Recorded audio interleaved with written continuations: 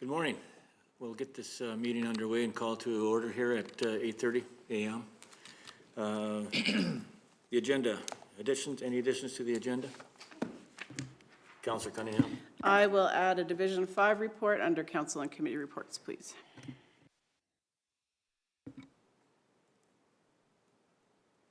Any discussion on that? Everybody's okay with that? Yep. Councillor Hoppins. I make a motion to approve the agenda with the addition. All in favor? Carried.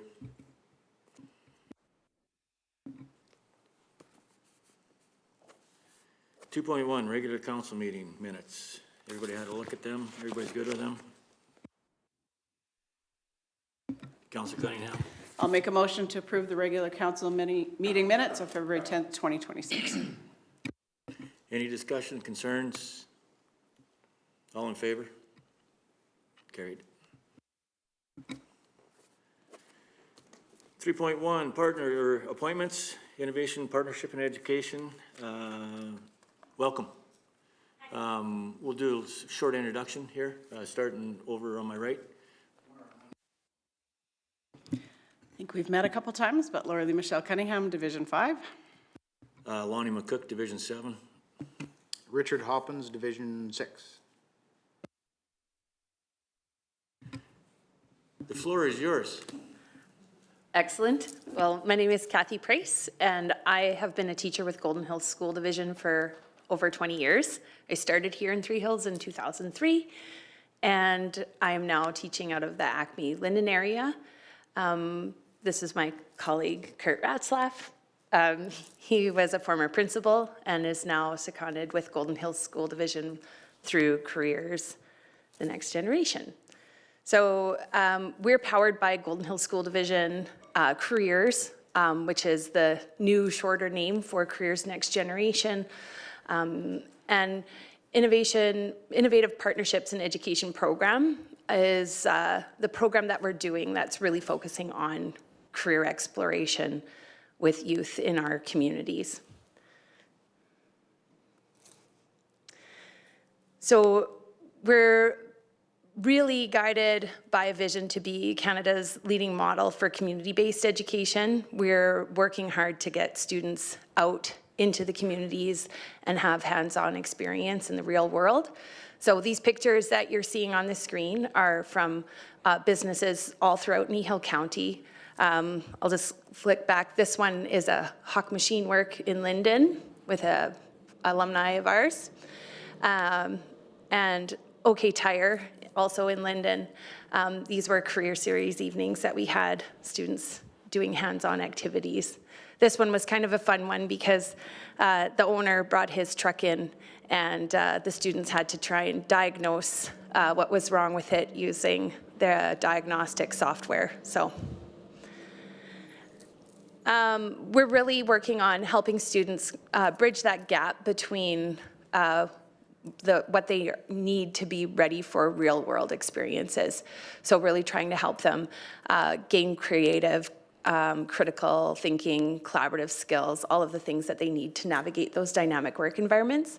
This is right here in Three Hills. This is Mel Hagel with AP Labs. These are students from across Kneehill County attending that event. We've done a couple of events here in Three Hills. Last year, we did a hospital takeover day with Let's Go Rural. That was a lot of fun. So one of the things that we're doing is we're really we focus on personalized pathways. So of course, as kids go through high school, they'll have courses that they will all commonly need, but they need those courses for different reasons. So those courses are helping direct them into a pathway that is personalized for them. So they might all be sitting in an English course, for example, but one student might need that English course to get into aircraft maintenance engineer program at SAIT, and another student needs it to get into another pathway. We want them to start really understanding what their educational pathway is and how it maps out with their career goals, and not to limit those career goals either, but to recognize that there's many pathways that you can pursue, and that you just need to know that what you're moving towards is taking you somewhere, and that those high school courses are actually contributing to that. So we pair that with a lot of experiential learning opportunities, and it's reliant on strong community partners. So we just wanted to really get here today to tell you a little bit more about it, because this is happening in your own backyard. Kneehill County has been a huge supporter of this work in the past. We actually had students in this space last year doing a mini career fair, and it was phenomenal, and we really appreciate the support that we're getting from Kneehill County with this. So it's something that, it's a feather in your cap that you should be really proud of, and we're really grateful for the work that you guys are doing to support that as well. Do you want to speak to this one? Yes, there's a couple of things I want to talk about. First of all, the high schools in Kneehill County have been fantastic to work with. They have administrations that are responsive to the work Kathy and I are doing with connecting students to businesses, and so that's one thing. Yes, there is a changing educational landscape. There's going to be more than just the trades that are training students with the apprenticeship style model. This is going to be across lots of professions, and so our job is to try to expose students to as many different career paths as possible, so that when they get out of high school, they sort of have a direction that they can head and get a head start. One of the things that Golden Hill School Division wanted Kathy and I to do is get this model going out into Wheatland County as well. So yes, I echo what Kathy says. This has been sort of the model that most areas want to copy, and they want to see the number of students we have out in the business world and getting that experiential learning piece. The micro-credentials is relatively new. It's been around for a while, but it's really taking off. So the whole idea of a 4-year degree may be taking a back seat to rather getting trained on the job and piecing together a degree with micro-credentials, which are shorter courses, a little more relevant and applicable to what the student is doing. And so that is a much more efficient way, we feel, of educating and upskilling the workforce. So again, just wanted to reiterate that Kneehill County is leading this charge when it comes to career exploration events that are relevant in real world. This is just up at Equity. Again, it was an evening career series event that we had students from across Kneehill County attending. And it's just these partnerships that we have with our business community and with our administration locally has been profound in helping students get ready for the real world. It allows the students to get into these dynamic work environments and start seeing that their education is taking them somewhere, and that there's a lot of really cool opportunities just right in their own backyard. So again, our impact is just really cultivating this new generation of creative thinkers, students that are ready to be engaged citizens. We want them seeing that what is out in the area around them. Students will often recognize, someone is, so-and-so's mom who they'll get a ride with to a hockey game, but they don't realize that that mom is also an architect. And so it's just about kind of lifting the blinds up on what is available in their own area and kind of bridging that gap between what their aspirations are and what the local community needs. So there's lots of ways to get involved. This is up at Trochu Motors. So we have been doing events across Kneehill County, not just in the Acme-Linden area, but Acme-Linden, Three Hills, Trochu have all been very involved in the work. So across Kneehill County, this is where this is happening. We have everything from individuals coming into the school as guest speakers or connecting with kids as guest speakers. We have kids going out for short-term job shadow placements where they might be partnered up with a business owner for a day, just to see what that job is like. We have Career Series Evenings, which is what you're seeing up there. That was an event that took place after hours where the business willingly stayed after hours at 7 o'clock and opened up for a tour. The kids got to check out the equipment, do some cost analysis on things, so it's kind of neat. And then we move into longer term placement. So that's kind of your historic like work experience placement, the registered apprenticeship program, green certificate. And then we have an event happening right away here. Kneehill County has participated in the past. We've really appreciated having them involved in this. This is a career fair, or Career Expo, sorry, and hiring fair. So this is coming up on Tuesday, March 24th. We're taking it on the road this year. It's actually going to be happening right here in Three Hills for the first time at the community center. And it's sort of like a trade show style event where we have businesses and post-secondary set up with tables around.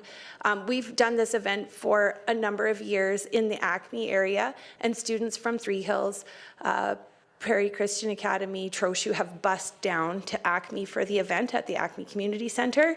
Our goal is to get it on the road so that it can go to all of the communities, and then that way it just sort of helps make it easier for businesses in Three Hills or businesses in Trochu to attend. They've always come, so Trochu Motors has always come down to Acme, but we want to be able to like circulate it a bit, and it's just something, it becomes a little point of pride with the kids too.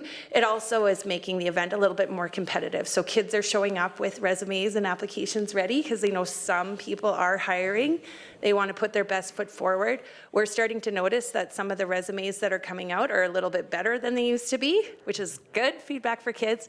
We also heard last night when we went to the Village of Linden that there's a little competition too between people who've been there with their booths. So that the Village of Linden, I guess, showed up last year with all kinds of stuff at their booth, and then the Village of Acme said, oh, okay, next year we've got to up our game. So it's kind of a fun event for everybody. And the kids, we send them in with an activity to break the ice, because we know high school kids can sometimes it can be hard to get them talking, but one of the things that we heard last night too was that they're starting to notice that our kids are coming with prepared and with better questions because we've done this event for a couple of years. So we're really excited about that. We just wanted you guys to know that it's happening in your own backyard, and that we really appreciate all of the effort that is happening behind the scenes to support it.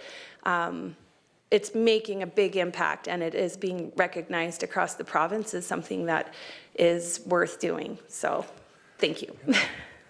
And yeah, if I could just make one last comment, we've all heard that, in Alberta, we're expecting a trade worker shortage, and we have to somehow train the next generation. And so when you see that high unemployment rates amongst youth, there's some sort of a gap that's existing. And so one of the things Kathy and I are really passionate about is, well, what can our part be? Well, our part can be to connect students with the businesses, and also take the feedback from the businesses as to what they would require out of a high school student and start helping train them to meet those expectations. And so the business will do their part in mentoring and training. We have to do our part in getting them prepped for that. And so we can, obviously we want this area to be leading the way. And that's all we wanted to share with you. If you have any questions, we're happy to answer them. Thank you very much for that presentation. We as a council have talked about this a couple times. If we don't have these kids staying in our communities are going to go away. One of the other things is that years and years ago, when I was a kid, apprenticeship was always available, always up front. We were taught in school. We even had work experience in school back then. That disappeared. I mean, it's good to see that you guys are taking this on the chin and running with it because of our Alberta government dropping the ball on a bunch of stuff, and I appreciate it very much. Good. Thank you. Councillor Hopkins. There we go. Yeah, thank you for the presentation. I wish, like my counterpart here said, when I was going through school, there was work experience, but it was frowned upon to take advantage of it. A lot of these opportunities weren't available when I was in school, and it's glad to see that it's coming back, because we need to keep our youth here in our community, and whether that's urban or rural, if we want this municipality to grow, we need to keep our youth here. So I'm glad to see this. This is cool. And for just a side note, I on my other hat, I'm the Trochu Fire Chief, and Yes. 9 years ago, I started a junior firefighter program. Ran about 30 students through that junior firefighter program. 3 of them are professional firefighters now with County of Rocky View. And one of them volunteers in Olds as well. And then a couple other, they are on their safety committee down at the mine in Coleman, Sparwood area. So it's good to see that things like this and junior programs prepare them for the real world. So it's glad to see this is coming. Thank you. Yeah, it makes an impact for sure. Councillor Cunningham. He's probably going to give me a time limit because, you know, I like, have I ever made anything short? No. So I'm very lucky because both these wonderful people were educators for my kids. So I know the passion that you folks have for our area and for education in general. So for you two to be leading the charge on this, this is perfect. So 2 different kind of thought processes we've kind of mentioned. At Kneehill County, we've tried to look at ways of how we can engage our youth. So this is perfect. And we'll be chatting about this more later on in the council meeting today, but definitely want to see our organization be involved in your event at the end of March for sure. It's just so interesting because when I grew up here, you didn't know what different professions, what they were. I mean, I decided I was going to be a social worker. There was nobody in social work in the late 80s here, but for whatever reason. Now, for these kids to be able to, like you showed, go hang out with Mel Hagel at the lab, like, is healthcare something you want to do? Or do you want to go into a trade? Do you want to go hang out and be an electrician for a day? To have that opportunity to go test the waters, like, that's just amazing, right? And kind of further to what Deputy Reeve Hoppin said, like, we want kids to stay here when we need that for our county. But the opportunity to kind of explore those different avenues, the world is their oyster. They might go out and try other places, but they always know that there's opportunities back here at home as well. So we can hope that maybe they will come back here. Maybe they won't, but you know, it's a possibility. So, and then just on my other hat as a business owner, you know, we have faced those challenges with, especially with those folks in the trades. So to have this program and encouraging kids to go into the trades or to explore it anyways is awesome. So you guys know I love this program and I love what you're doing, and just thank you for all the work that you do. Thank you very much. It's great. Awesome. Thank you very much. Yep. Thanks.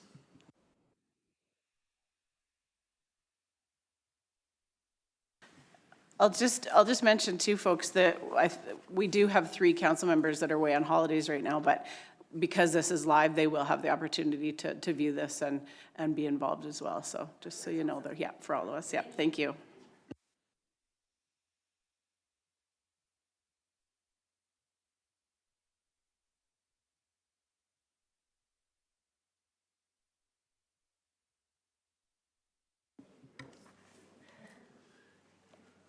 Okay. Number 4, nothing. Number 5, nothing. Corporate services, operating budget. Number 6.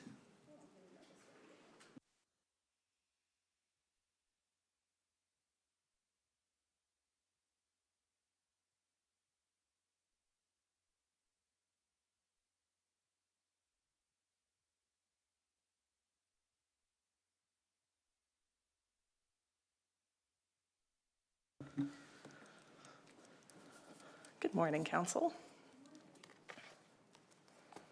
Good? Good morning. You're on the floor. Wonderful.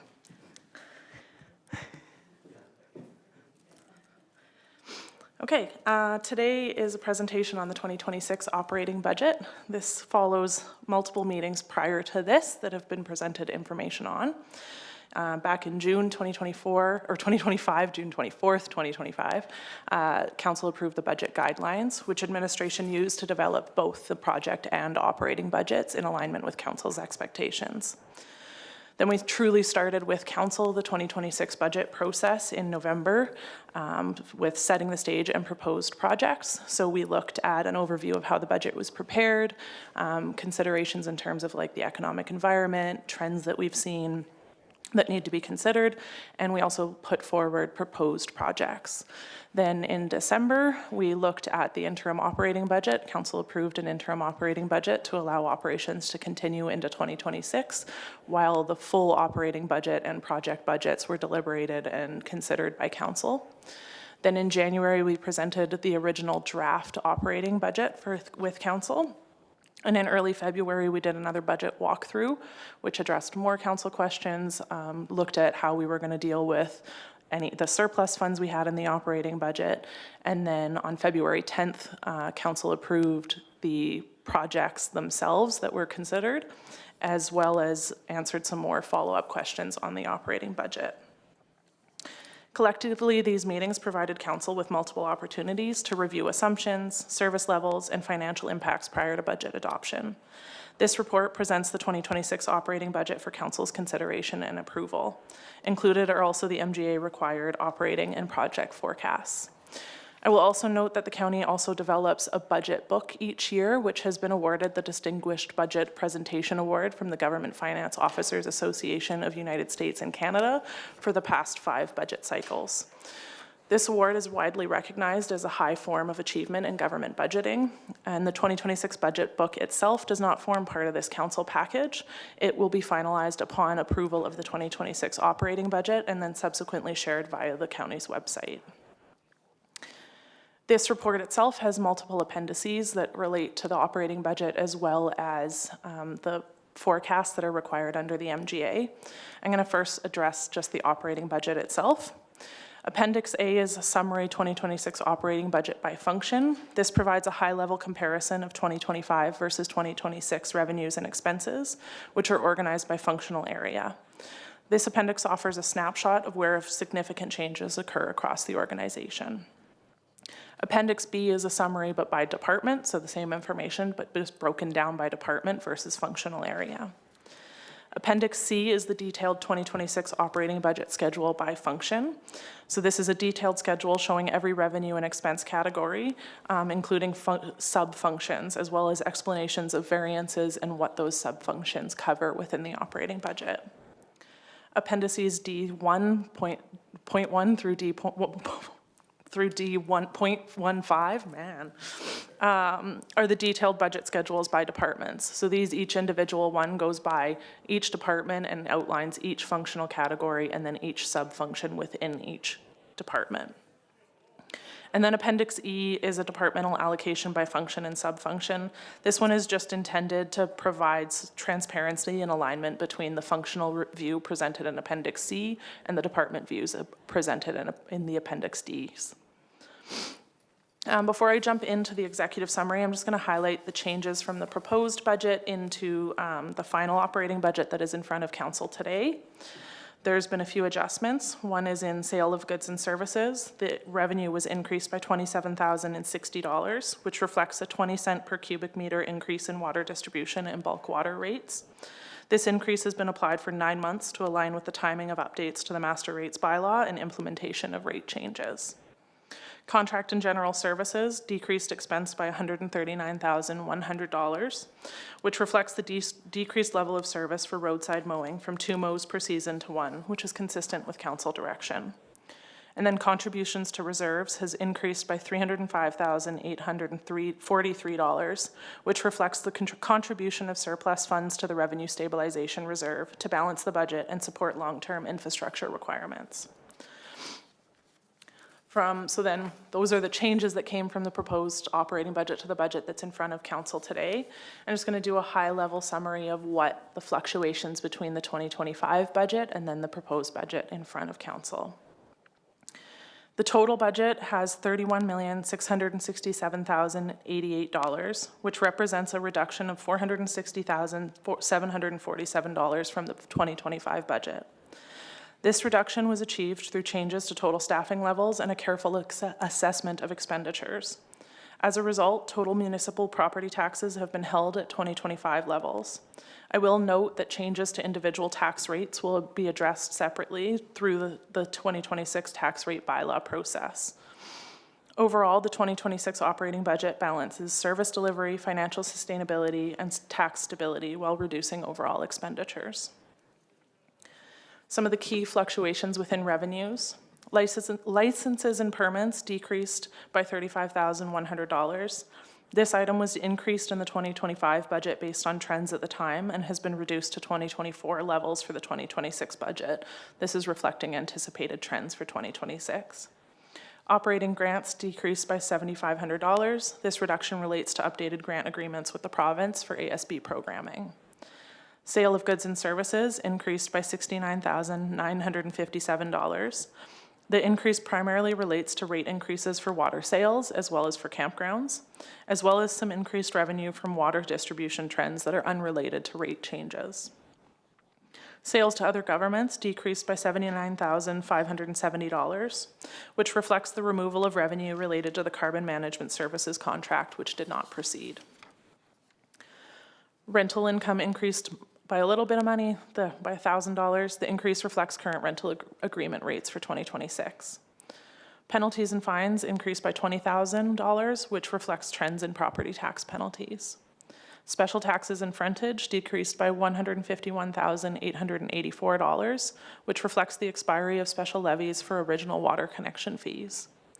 And transfers from reserves decreased to $0. This reflects that no transfers from reserves are being utilized to balance the 2026 operating budget.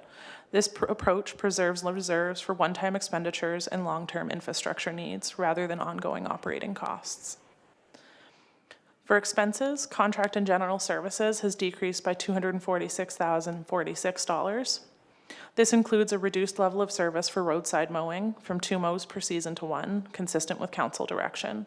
It also reflects decreases in training and development, election costs, contracted support, and advertising and public relations. These reductions are partially offset by increases in contracted equipment and vehicle repairs, as well as campground management fees. Materials, goods, supplies, and utilities increased by $45,380. This includes increases in fuel, water for resale, and small tools and equipment, which are partially offset by decreases in shop supplies, power, and culverts. Salaries, wages, and benefits decreased by $451,820. This decrease reflects the removal of the position related to the carbon management services contract. It also includes reductions from the elimination of 3 existing positions, partially offset by increases in council compensation resulting from policy updates. Purchases from other governments increased by $117,813. This reflects an increase in the provincial policing payment. Transfer to other governments decreased by $65,201, which is primarily related to the elimination of previously unutilized contingency funding. Transfer to individuals and organizations decreased by $40,500. This primarily reflects reduction in council-directed support based on historical levels, as well as the reallocation of grant writer support to transfers to local boards and agencies. Which brings me to local boards and agencies, which has increased by $16,890, which is realistically the reallocation of the grant writer from transfers to individuals and organizations to this category to support FCSS. Contributions to reserves has increased by $162,737. This reflects contributions to support long-term infrastructure needs and is aligned with long-term infrastructure planning and future capital requirements. Motion number 1 of this report seeks approval of the 2026 operating budget. Motion number 2 seeks approval of the operating grants and contributions to reserves, which are included in the 2026 operating budget. Also included within this report is the 2027 to 2029 operating forecast. This is a requirement under the MGA and was originally presented at the January 27th, 2026 council meeting. The forecast provides insight into anticipated future trends based on current assumptions and known information. It does not represent future funding commitments or policy decisions. It has been updated from the version presented on January 27th to reflect finalized operating budget figures. And then we've got the project forecast, which was originally presented at the November 25th, 2025 meeting, and is a forward-looking tool that identifies anticipated upcoming projects in future budget cycles. Forecasts, again, are developed using available information, current assumptions, and known trends, and are useful for long-term financial sustainability and maintaining reserves, debt, and the impact of tax changes more effectively. Again, it's important to note that forecasts do not provide administration with any spending authority. A 5-year forecast is required under the MGA. However, the attached forecast has been extended to 7 years. Administration intends to continue expanding the forecast horizon to support long-term strategic decisions for council. Motion number 3 seeks approval of both the operating and project forecasts. So today, council's options are adopting the recommendations in the report, or that council provides further direction to administration.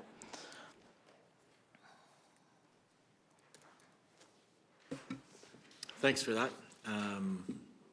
Comments? Councillor Hoppins, anything on that? Excuse me. Thank you for the catch-up. I guess one of the concerns I have is, I see recommended motion here to approve. I don't think, for myself, I can't approve this motion without 3 other councillors being here. I know if I wasn't here, I would be somewhat upset if my fellow councillors made a fairly large decision like this without me. For myself, I can't see any motion being approved from my aspect. Anyone else? I kind of agree with Councillor Hoppins. I mean, if we could put this forth or push it a little bit until everybody's back to make these motions, I think it would be a better deal than what we're going to get today.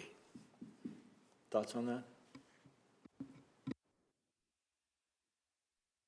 Councillor Hoppins? I'm just trying to figure out what follow-up actions we can, I guess, do we need to table this until the March 10th meeting? Is that our next council meeting? Yeah. Thoughts? Well, the sooner the better, or, excuse me? Oh, I was just going to say, legislatively, you could just make a motion to defer this to the March 10th meeting. I guess at this time, I'll make a motion to defer this until March 10th, 2026. The budget, I guess. Any concerns or questions? Councillor Cunningham? Yeah, no, I understand that while we're waiting. It is unfortunate to have such a large number of council members away at this time, because I know it kind of holds administration up in a way, and I know for myself, I love seeing Ms. Mummer back here every council meeting, but I'm sure, I'm sure you folks would like to get it wrapped up as much as we would. If I could, or if you'd rather I wait till March, I know this, the forecasted budget, like you mentioned, it doesn't give administration the leeway or direction to go ahead with something. I know in previous term, there was and I can't think of the number off the top of my head, but there was a forecasted budget item for Horseshoe Canyon. Do we still have that same budgeted number in that forecasted budget? No. Through the chair, no, at this time, everything Horseshoe Canyon has been paused, so there's nothing on the forecast related to Horseshoe Canyon. Okay, thank you. Because I know it, like when I first was on council, it was at a certain number and it went up quite a lot in a couple of years. So just wanted to double check on that. Okay, thank you. Any other concerns or questions on the motion? Just one other comment. Councillor Hoppins? Thank you. I noticed on Appendix I, 2027 to 2033 project forecast. At the bottom, we've got Horseshoe Canyon Trail Project Plan, 50,000. Horseshoe Canyon wayfinding plan and design, 30,000. So I'm just, want to make sure that you're aware of, there is some project forecast in the 2027 to 33 timeframe. Through the chair, those were certainly not picked up when we did this, but again, I will note that with the forecast, it's stuff that has, so when we put that originally together, we developed it back in the summer. And so those were items that at that time were anticipated to likely come forward to council for council consideration. I would note that unless council directs administration to pursue further development at Horseshoe Canyon, though you would not likely see those projects come forward next year in the budget cycle. Thank you. Absolutely. We can proceed. with Is the everybody clear? Everybody's good on the motion? All in favor? Carried. Thanks.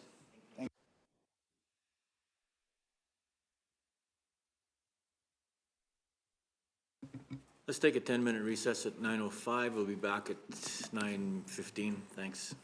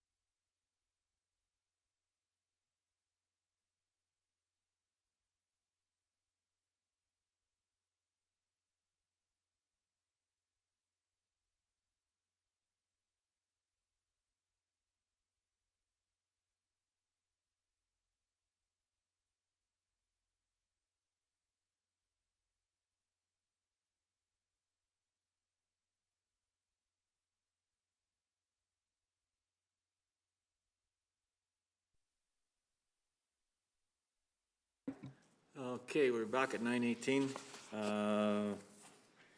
6.2, welcome.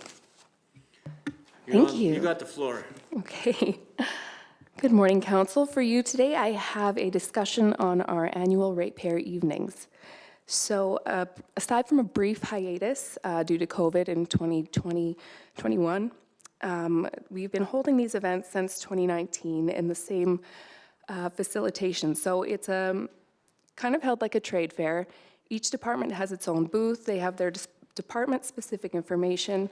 We provide a catered supper, kids' activities, and prize draws as well. So in 2019, we held these in Trochu and Acme. 2022 was Torrington and Carbon.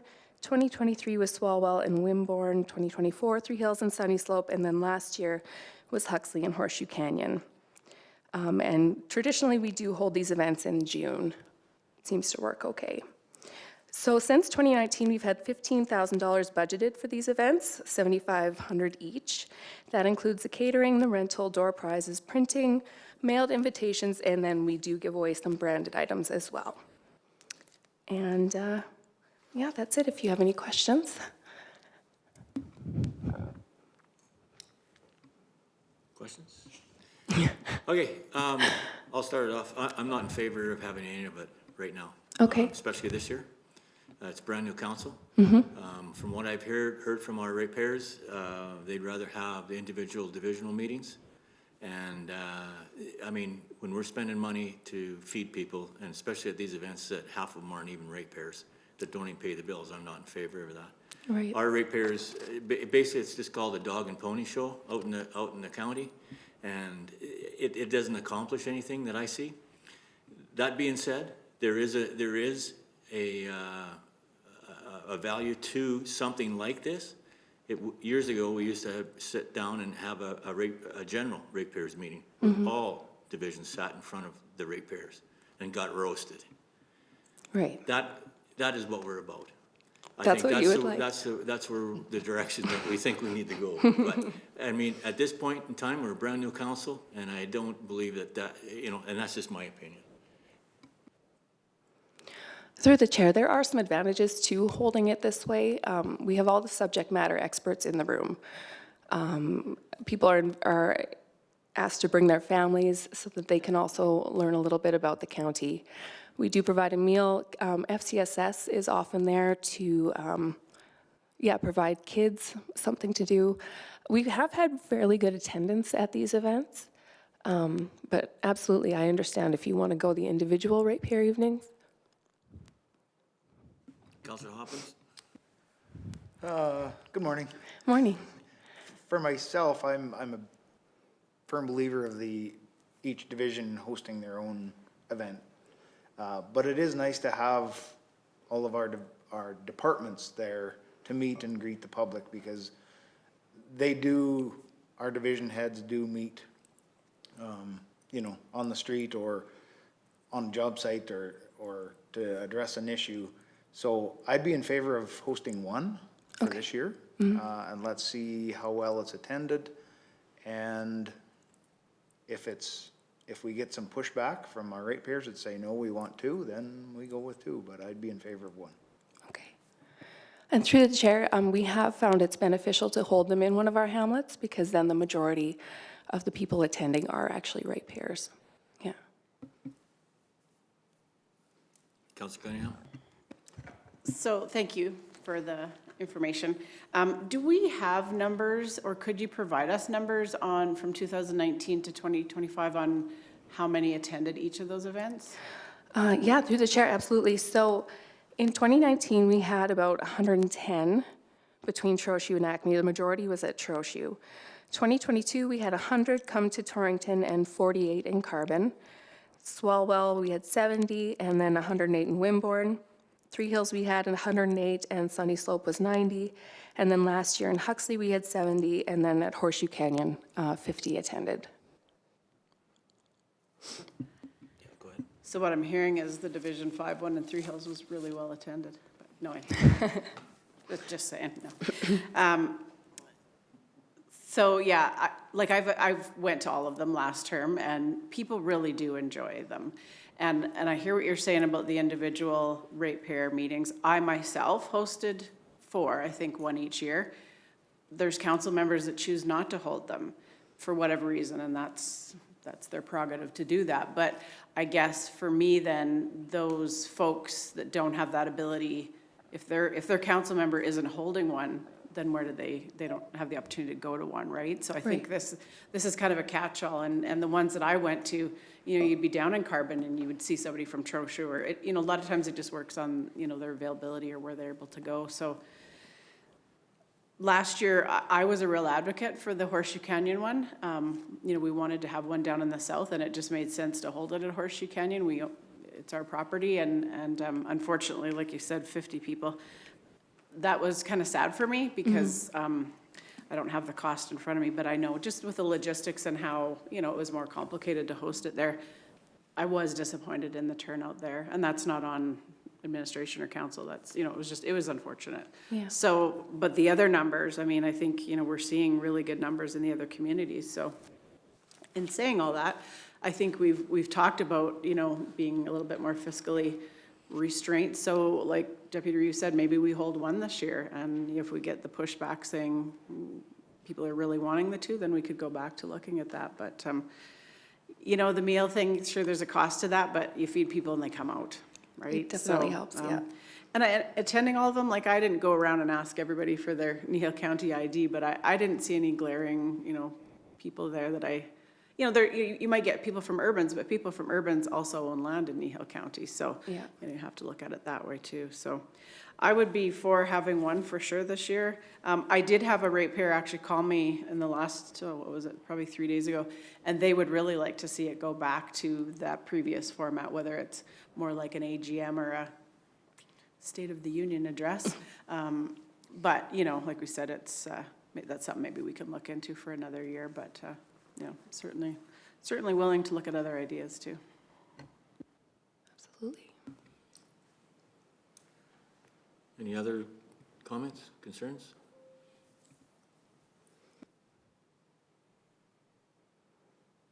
Councillor Hoppins? I guess with that being said, where would we like to host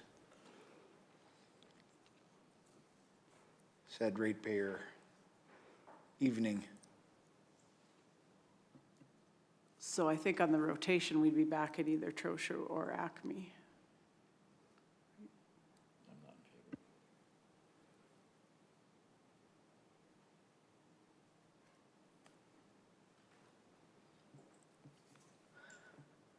Through the chair, we could host it again in Torrington. That worked fairly well, just at the Rongor Memorial Arena. Sure. Let's, I guess with that, I make a motion that approve hosting one ratepayer evening in 2026 in Torrington. Any questions or concerns? Councillor Cunningham? Do we want to keep that budget the same then for that event? For the, was it 7,500 each? Correct, yeah, 7,500 each. Okay. Any other concerns or questions? All in favor? Opposed?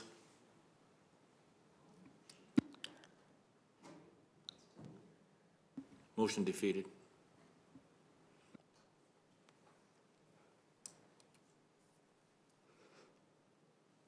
Okay. Are we done? Thank you. Okay, thanks.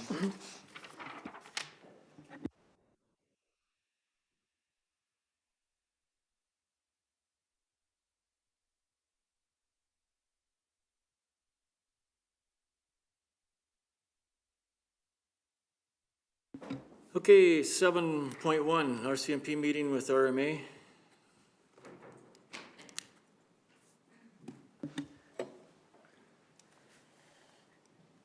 Thank you, Council.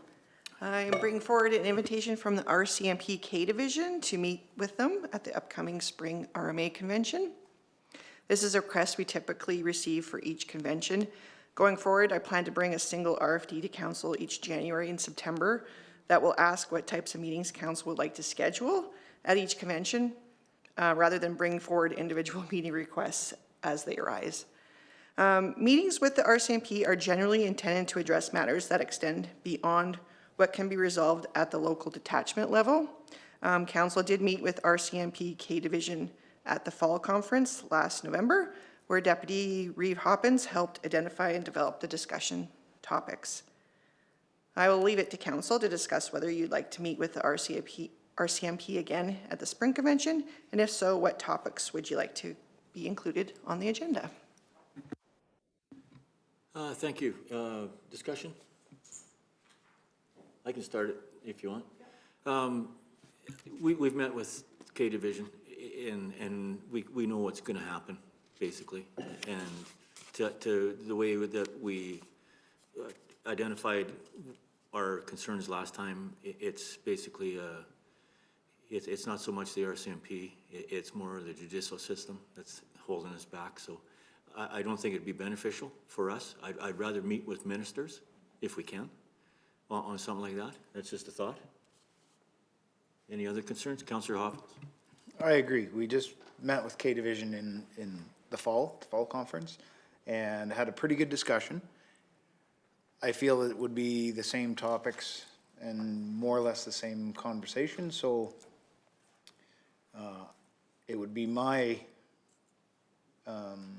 suggestion that we pass on this invitation from K Division.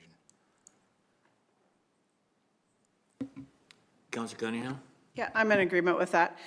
If the appetite around the table was to meet with them, I would always support that because, you know, different council members are very passionate about different things. So I'll always back my fellow members on that. But like you two both said, we did have a really good meeting. A lot of it is out of their hands, which is unfortunate. So to me, almost meeting, and I think we do have a request in to meet with Minister Williams. You know, we're sitting here doing budget and really not knowing what policing is going to cost us in 2026. So probably conversations around that with him would be more appropriate at this time. But yeah, the K Division is always very accommodating, and I've had the pleasure to meet with them about, I don't know, 4 or 5 times in the last few years. And, you know, again, they do what they can, but they have their limitations as well. So yeah, no, sounds good. Other concerns or got a motion come forth?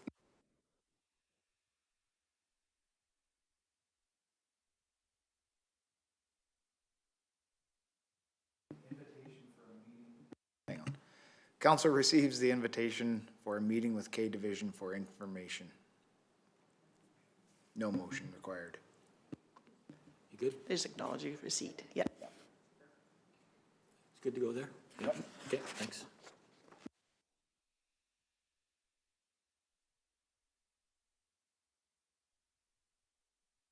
Pardon me. 7.2, the repealing bylaw.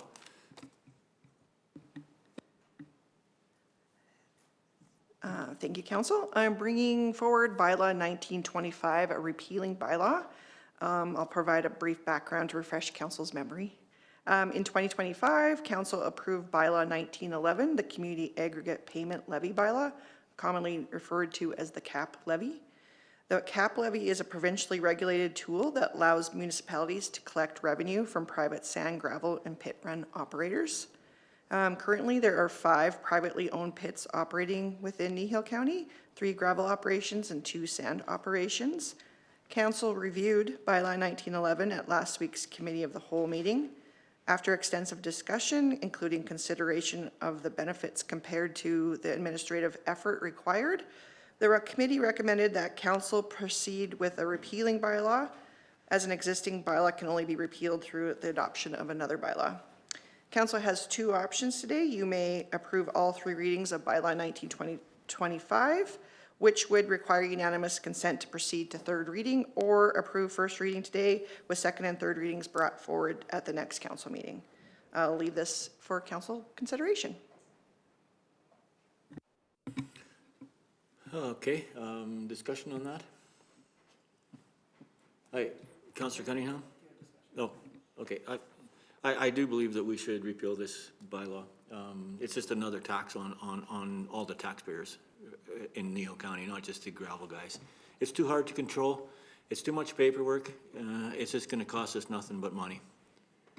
Other thoughts? Councillor Cunningham, or Councillor Hoppins? I agree. For the forecasted amount that we would be collecting, I do believe it would be more of an administration deficit than what we'd be receiving. And with that, would be my motion. The council give first reading to bylaw 1925, being a repealing bylaw to repeal 1911, the community aggregate payment levy bylaw.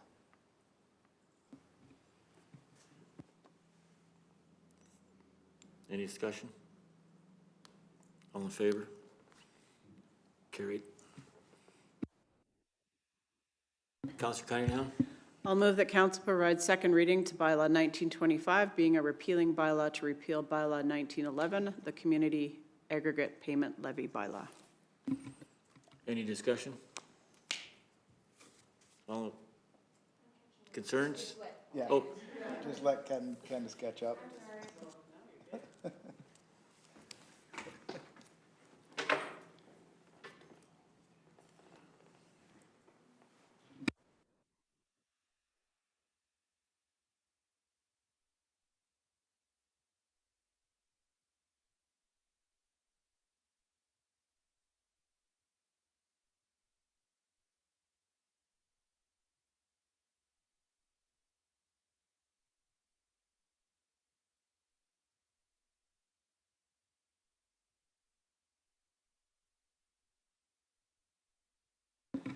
okay. Motion on the table. Any discussion? All in favor? Carried.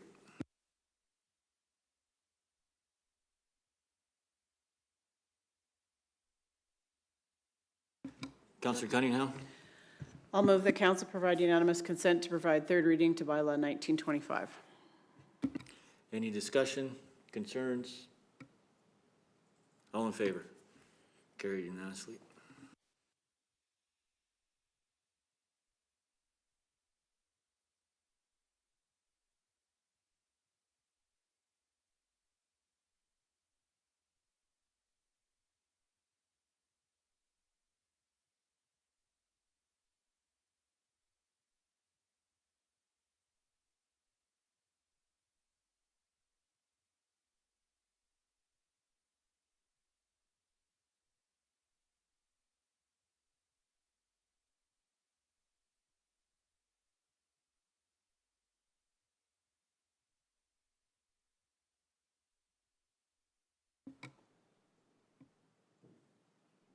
Yep. Councillor Cunningham? I'll move that council provide third and final reading to bylaw 1925, being a repealing bylaw to repeal bylaw 1911, the community aggregate payment levy bylaw. Any discussion or concerns? All in favor? Carried.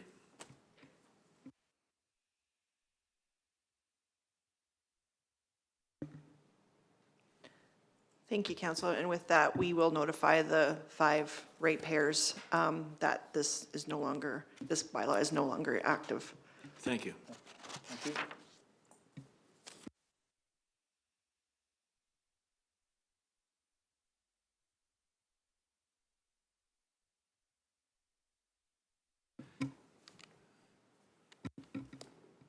You okay? Yep.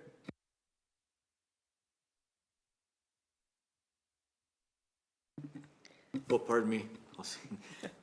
Thank you. 7.3, I Thank have you, my mic Council. off. Policy 3.5, Road Committee. Thank you. You'll find attached Policy 3-5, Road Committee for Council's consideration. Council reviewed this policy at last week's Committee of the Whole meeting. The purpose of the committee is to review road conditions and concerns raised by residents, administration, and council, develop a prioritized list of road projects for upcoming budget cycle, provide recommendations to council for approval, and organize biannual road tours for all council members to assess road conditions firsthand. And again, the policy is attached, and I welcome any feedback or direction council may have.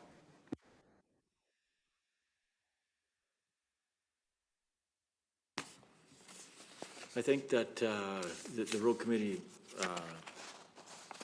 policy, it can be changed at any time just to suit what we're doing. Being that it's new for a lot of people, I mean, it's going to be a work work in progress, basically. But as far as I can see, it's good, and we can always manage it going forward.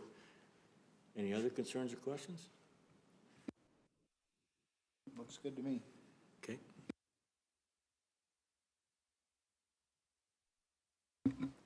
Councillor Hopkins? I will move that council approve policy 3-5, road committee as presented. Questions or concerns? All in favor? Carried.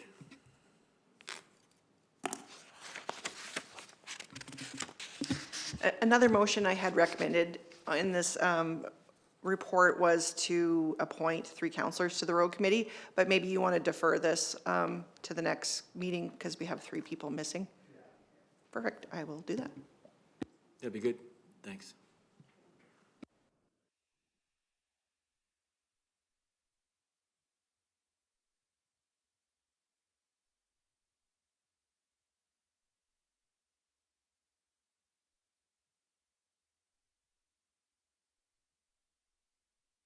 All right, 8.1. Right. So Kathy Price and Kurt Ratzlaff presented earlier today. The purpose of their delegation was to formally introduce Kneehill County to the Innovative Partnerships and Education Program delivered by Golden Hill School Division and Careers. They also highlighted an upcoming career exploration and recruitment event scheduled for March, which I understand by the conversations that council had that they would like the county to participate in. Additionally, they identified several potential opportunities for Kneehill County's involvement and are listed in this RFD, and I'll leave this for council's discussion.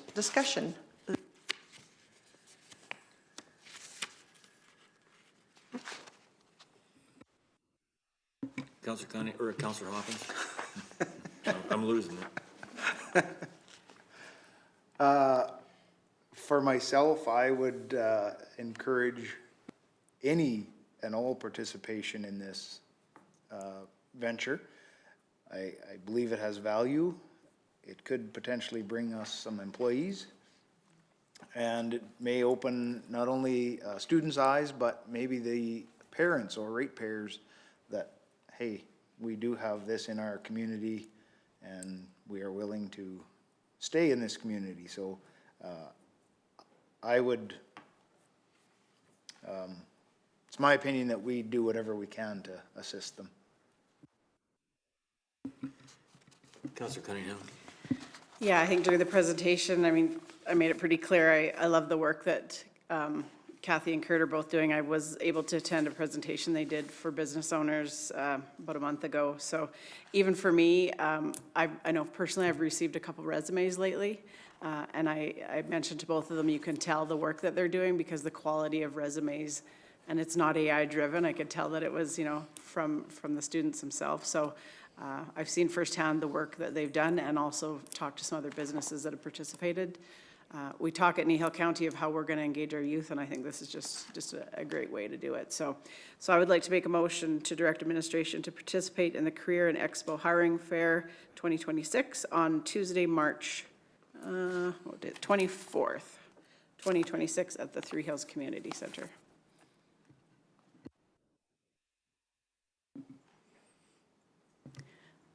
I know that's a council meeting day, so I know if I get a chance at lunch hour, I'd love to run down and have a peek at it, but it does fall on the same day, but I know our staff will represent us well there.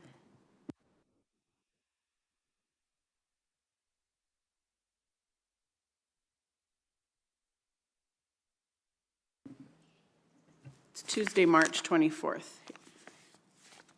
And administration will keep in close contact with Kathy and Kurt and encourage them that if they need anything from us or that we're there to help them, assist them, and we can always bring that information back to council when they do have requests that if we need a council resolution, or we'll just keep you updated on what we're doing with them. That's for sure. Yeah, thank you. Well, I think that's a good idea. Like, we need to be informed on what's happening and how it's going to be planned out. Because if there's any other thing that needs to be done, that should be a motion of council.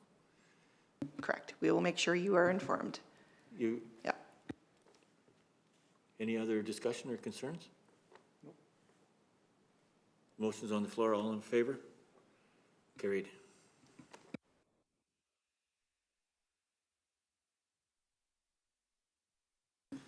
Thank you. We'll call you back in a minute or so. Council and committee reports. Councillor Poppins? I think I just Cunningham. today, I was going to say got an upgrade there, but just a couple quick ones for me. I attended virtually the legal seminar hosted by Brownlee last week, I think it was.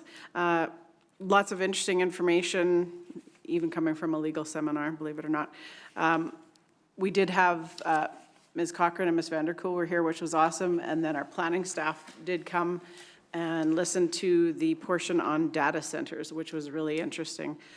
That's kind of one of these new things in our province. So again, like they said, it's a lot like the solar and wind. There's AUC approval, there's AER approval, but there is a piece for municipal approval as well. And they spoke about the impact of infrastructure on our roads with those type of projects, utilities, water, power, emergency response, grading and drainage, land loss and preservation. So I'm sure just when Ms. Hazelton thinks nothing new will come along, something new comes along. So it was really good to get the information, and they're really encouraging municipalities to have a look at their land use bylaws, which we are, and include this in those revised land use bylaws. So yeah, very interesting. So, and then just another quick one. I've had a couple meetings about the Mountain View and Women's business event. It is sold out for March 6th. There is a few spots saved, so if there's any folks out there that are interested, you could contact me. I don't have the final numbers, but we did have a good response from Kneehill County and our urban partners. And one that I really was excited about was we had 2 nominees from the Rising Star category, which is young women doing remarkable things, whether it's volunteer or whatever it is. So that's really encouraging. So yeah, so got that coming up on March 6th. Thank you. Okay, thanks. I attended Jerry's Drumheller Solid Waste. I forgot to put that on the agenda. That's all I want to say. Thanks. Okay, number 10, council follow-up action list. Any concerns? One of the things that I noticed is that, Mike, you were supposed to bring back, they were supposed to bring back the policy for the grader on the cow for the February 17th meeting? Oh, is that March? Okay, good enough, good enough, pardon me. That's the only, it's the only one I was questioning here. Anyone else got any concerns on it? Councillor Cunningham. Yeah, sorry, and I'm just gonna go to the list here. Yeah, and I wondered that too as well, Reeve, and then when it kind of came back to, we had voted to have that additional Cal meeting in March, so. So we'll be, no, that's all good. A lot to remember. So I just wanted to ask about 196. Sorry, now I just have to find it on my list here. That was the portion where Prairie College had come last year and had some questions for us, and it looks to me like administration has talked to them and there just hasn't been any follow-up, so or on their part, on Prairie's part. So I know probably hard to answer that, but we did talk a lot at that meeting about the potential for economic development out at the airport, some expansion, and so just, it looks to me currently like we're just kind of in a holding pattern for that. Is that correct? Yeah, okay. So more in store, okay. And then I just wondered about number 313. That was, it looked like we received no bids for the Torrington Arena project. Are we still, I just was curious where that sits right now. Through the Reef to Council, we're going to be re-tendering that project when it comes to spring. We just can't do anything right now because it's an active season, so we have to wait till the ice goes out. Yeah, we'll be re-tendering. Okay, thank you for that. I just had someone from that area ask me, so that's perfect.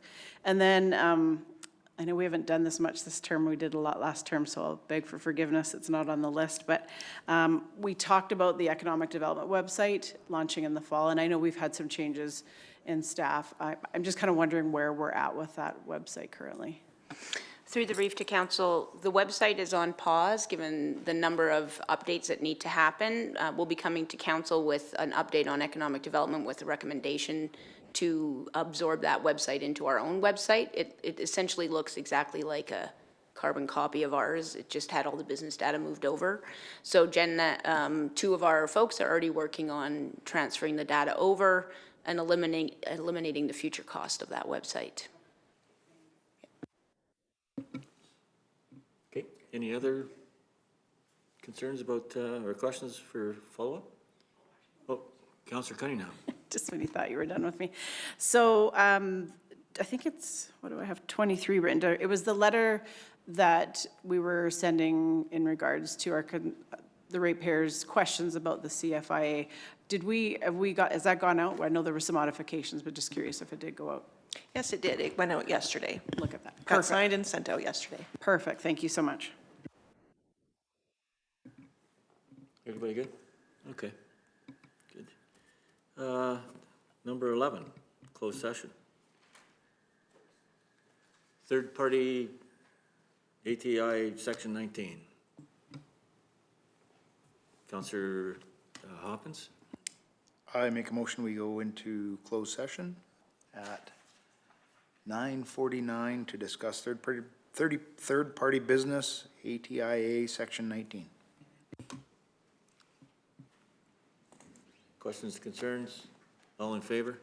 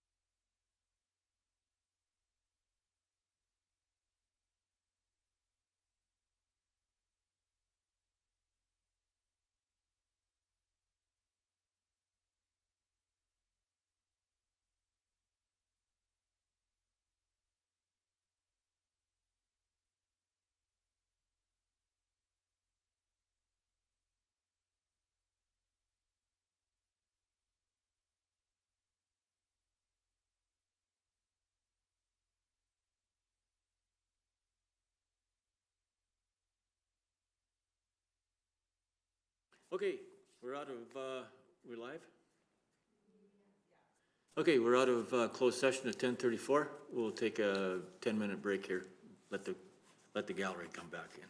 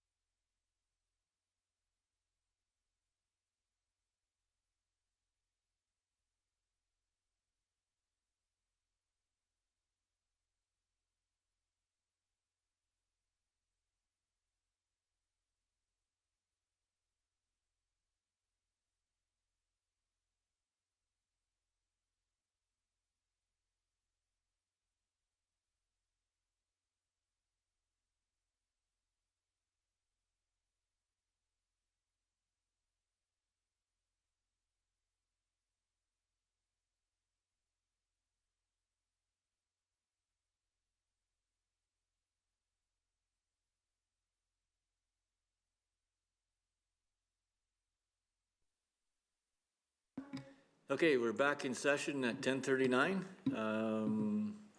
Motion, Councillor Cunningham. Councillor Hoppins, pardon me. Thank you. After some good discussion in closed session, I make a motion to direct administration to proceed with direction discussed in closed session. Any discussion or concerns? All in favor? Carried.